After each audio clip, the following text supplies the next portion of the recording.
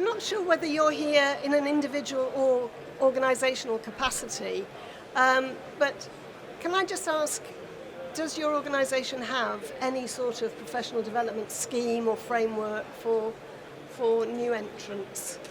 Okay. And, sorry, Henry, could you just, because people are nodding over here. So can I just ask you, Can't hear you. sorry, can I just ask you, is it just for graduates, first of all? Is this scheme just for graduates? No, it's not just for graduates, but I think that's probably where our main focus tends to sit. And I think, therefore, there's probably a misunderstanding, I guess, about people across all of our, sorry, I'm Balfour BT, by the way, across our employees about what's available to the whole population. I think because our graduates do have such a, and our emerging, apprenticeship trainees and graduates have such a structured programme, and we introduce them to predominantly ICE, main engineering, throughout their first 2 years with us, that becomes sort of a natural relationship. But I think somebody coming in through a different route, whilst we publicise it in all of our kind of career development manuals, because that sort of initial structure isn't given to them, I think, from day one. They don't sort of get into that natural routine, I think, of building it into their own kind of career development, as our graduates do from an early part of their career, if that makes sense. And I think it becomes part of their way of working, and not so much for the rest of our employees. So we've got some work to do, I think, to help provide the awareness. But I think that it was mentioned in the previous sort of session, the time and the freedom for people to invest in their own development, which I think is something we always say we want to do, but when it comes down to it, another week's gone by, and actually have we given that individual the time to do that? Yeah. So would you say that sorry, just one more question. Yeah. Would you say that offering a scheme like that for you aids recruitment? You actually attract people to your organisation because you can offer them something like that? Yeah, no, definitely. Yeah, I think people are looking for that. I think they're looking for, because I think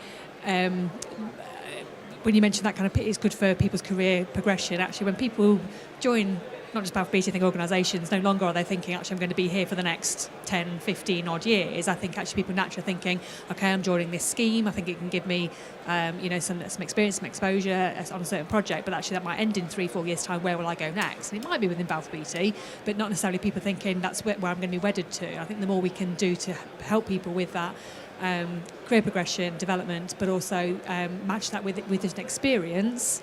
I think that's kind of key as well. So I sort of see, when you ask about a question about kind of professionalism, I see it as a mixture between sort of knowledge and experience, showing that kind of competence. But if people stay in one place and only demonstrate that experience in one area, they're craving then that opportunity, I think, to then demonstrate it and push their skills somewhere else, within perhaps still, perhaps Balfour Beatty, but maybe in other areas of our organisation. Yeah.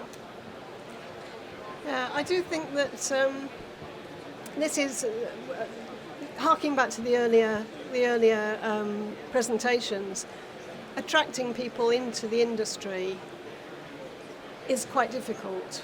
We have a perception problem. There is one image that people conjure up when we talk about highways and transportation or transport infrastructure.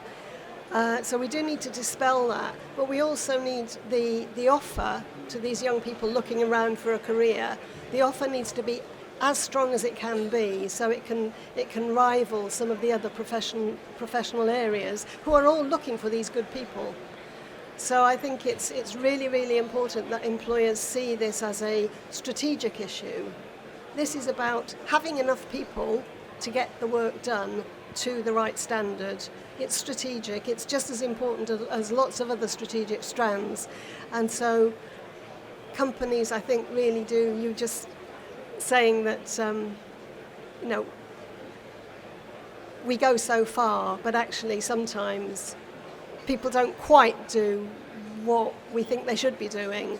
And I think it's that bit, so that we can really push on and make a difference. And certainly CIHT would be looking to support individuals and companies to do that. So did you say you have a training scheme? No, but you have one. Yeah, I'm within the commercial and procurement, so it's more SIPS based than RICS. But to be honest, I'm relatively new to Highways England, so I've come from a Chartered Institute of Logistics and Transport yes, yeah. background. That's what I'm more au fait with. So just quite interested to understand what there is on offer and to support with my career development now that I've moved over to this sector, really. Right, yeah, I do think, I don't know what you, what sort of view you had of the sector before you arrived. It might not be fair to ask you what you... Yeah, coming from the freight industry, it's out of the frying pan into the fire. No, it's been a real eye-opener. I think the diversity of supply chain has staggered me, and the scale by which we work on, I think, is something else entirely. But yeah, I say it's relatively new to me, so I'm still trying to work my way around it and understand what there is out there. But I do recognise that we look a bit more strategically, that capacity and capability is a real challenge, certainly for the delivery of RIS2. I am intrigued as to understand where that new crop and that skill base is coming into, and things like this supporting it, and what we could do to really ensure that delivery goes ahead. Okay, thank you. Sorry, did you nod as well? So my name is Milena, working Taylor Woodrow, Vinci, and we have at the moment 2 schemes, one for our QSs and one for engineers. So mainly focusing on apprentices, early careers and grads. And in the QS side now we start developing one as well for the QSs to become senior QSs, so targeting like the next level up. Yeah. And yeah, it's fairly new, but it's been good because we focus so much on the young, and then when they get chartered or when they get ready, that's when majority of the time they'll go somewhere else. So it's a point, like, we invested so much money, so just how then we can develop them further in the next stage. So that's where we're trying to focus a little bit on. Yeah, it's quite a tricky one, isn't it? Because companies are often loath to invest too much in people because they think they're going to leave, and they could very well leave. But actually, as a sector, it's something that we've just got to live with, I think. Because if they stay in the sector, chances are they'll just come round and you'll get them back at some point. So it's...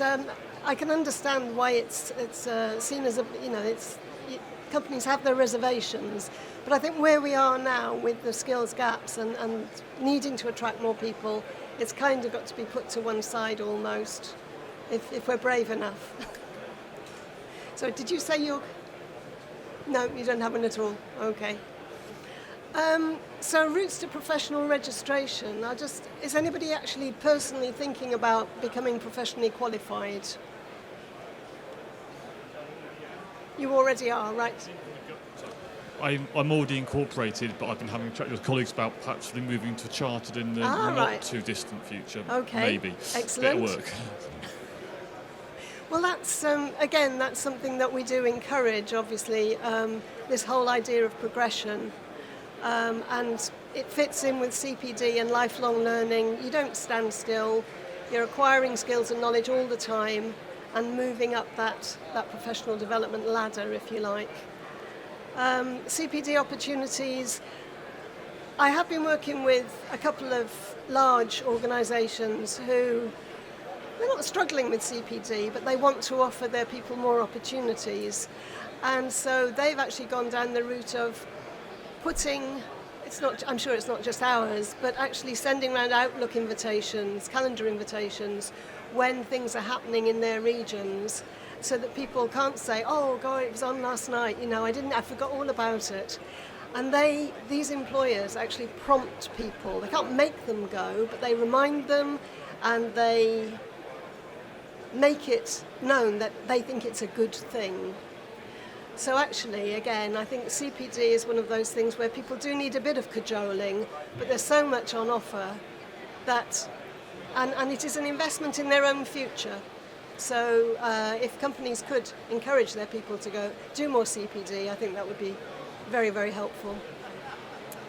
Are there any sort of aspects of professional development, because so much of this was covered earlier on, I don't want to reprise what was said, but thinking about this whole idea of professional and professional development and individuals and companies both benefiting, are there any aspects of professional development that you feel are still very difficult nuts to crack.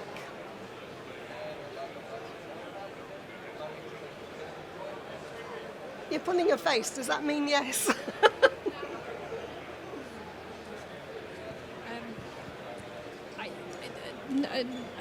No, because I think everybody sees the benefits both from employee and employer. I think it comes down to the time element again. But actually, I was just reflecting on the CDP opportunities, and actually, I think that's an opportunity for us to sort of say how to make it easier for people. How do we educate in terms of actually getting 25 hours is really quite simple if you think maybe a bit differently about how you do that.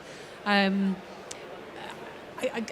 think it all comes down to sort of always giving people permission, including line managers, to say it's okay to give your people that time, and a little bit around, I think, that barrier of if I train them, will they leave? And I think, we have to tell people to kind of say, get over it, because actually if you don't give it to them, they're probably going to leave. So, So I think that the barriers are some of those kind of those perceptual barriers, really. Time, they'll leave, and actually they don't really exist. We can get around them, and actually, say if we don't face into them, we'll end up losing as an industry anyway. True.